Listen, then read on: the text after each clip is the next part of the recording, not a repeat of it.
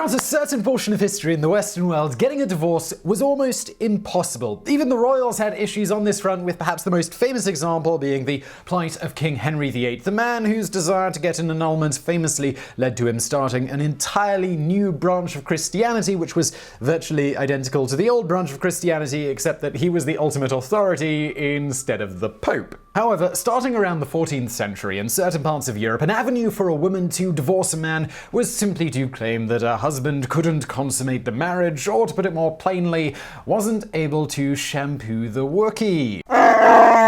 While yes, technically a man could also use this very excuse to get out of a marriage, the social stigma attached to not being able to successfully put a little ranch on the Hidden Valley bottle was so great that we could find no examples of a man using this excuse to annul a marriage, despite that this was basically a free pass out of any marriage if the man wanted it, given he simply had to not get it up during the trial, and then he would be free. This all brings us to the so-called Impotence Trials. At their peak, there was an estimated 10,000 or so taking place throughout Europe in the 17th century alone. As you might imagine, the act of proving one's innocence of this particular crime in court was naturally quite hard, despite mostly all you needed to do was, well, get hard. So how did this process actually go? It seems to have varied slightly from case to case and country to country, but generally the trials took place in the ecclesiastical courts, though we did find instances of ones that took place in a more normal court of law, one of which we're going to get into shortly. Before such a trial, a rather lengthy waiting period was often required, up to 3 years, to see if at some point the man was able to violate the Prime Directive. If after that period of time had elapsed the marriage had not been consummated, then a proper trial would commence.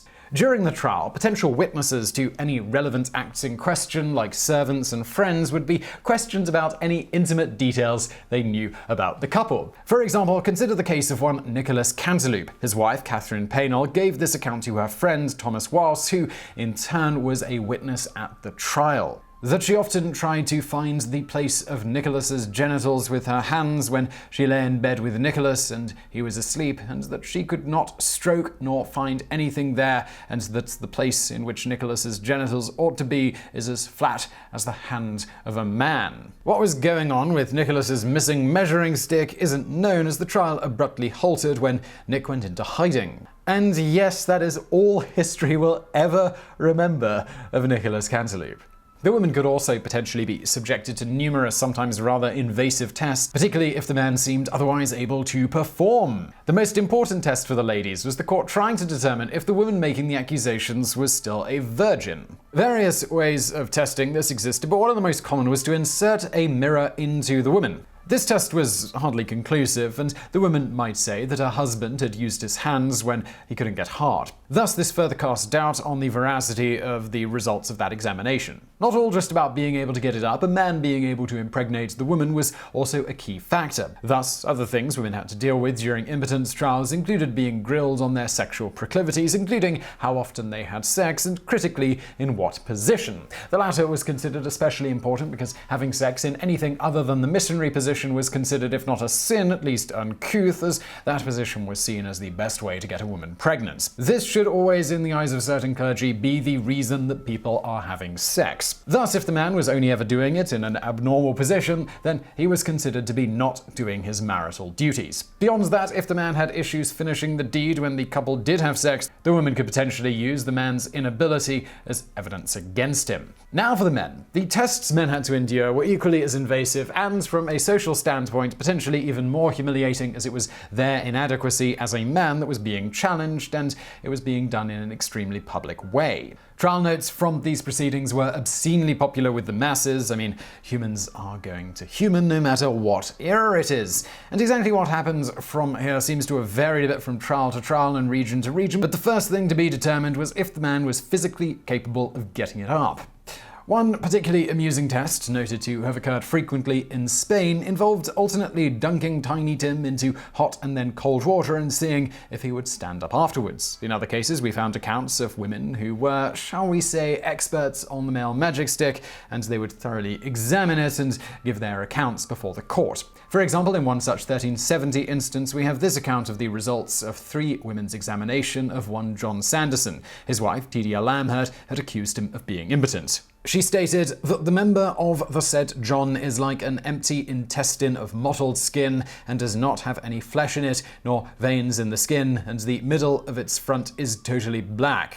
Said witness stroked it with her hands and put it in that place it neither expanded nor grew. Asked if he has a scrotum with testicles, she says that he has the skin of a scrotum, but the testicles do not hang in the scrotum, but are connected with the skin, as is the case among young infants. And yes, this account of poor John's little soldier is all history will ever remember of him too. Rest in peace, John Sanderson. I bet even at the height of your shame you never considered that 649 years later a description of your genitals would be fodder for the amusement of the masses on a website called YouTube. Moving swiftly on, in other cases, a male doctor might be hired to see if he could stimulate the man. Understandably, even men capable of normally rising to the occasion struggled to do so under these circumstances. For example, in one famous account of the Marquis de Guesre, it is noted in his case that he was able to achieve a partial erection while being examined, but the examiners felt the, to quote, tension, hardness, and duration were inadequate for the required act. Luckily for the men, many of the males who were a part of the trial were sympathetic to their plight. Many of them thought under more normal circumstances the men would be able to perform better. Further, some men even stated their ability to perform during the trial was because the wife had hired a sorcerer to bewitch his penis, such as the case of one Jacques de Sales in 1603. De Sales was subjected to one of these trials, and when he couldn't get it up, he stated that his wife had cast a spell on his penis to keep it from saying hello. Given the uncertainty in all of this, and giving the men many attempts to perform, these trials often dragged out for some time, even months. Further, in some cases, the ruling simply would be to postpone them for a few years and see if things would sort themselves out on their own.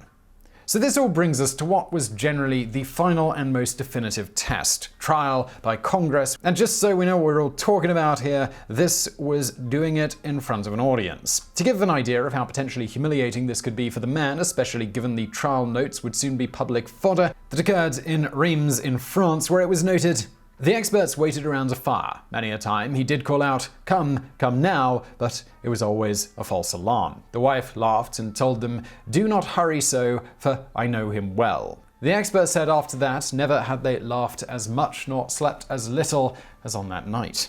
After the deed was done, or at least the attempt at it, experts would then examine the couple intimately, as well as the sheets, to see if the deed had been done. However, as you might imagine, doing the act with someone you probably hate at this point, as well as with an audience nearby and your marriage on the line, wasn't exactly an ideal scenario for the man, especially for men that may have already genuinely had trouble getting it up. Case in point, one Rene de Coeur, aka the Marquis de Longhi. In 1657, the Marquis was put on trial, not in the ecclesiastical courts, but by the High Court of Paris itself. His then 17-year-old wife, Mademoiselle Marie de Saint-Simon de Courtimer, had claimed in the 4 years they'd been together that she had only ever observed his penis to, quote, absolutely destitute of motion. This disdain for his ability to perform was in stark contrast to their seemingly happy relationship in the early going, given letters that were brought to account during the trial. Interestingly, in this case, eager to prove his abilities in the bedroom to the masses, Longhi himself demanded the trial by Congress, even though up to this point it had appeared the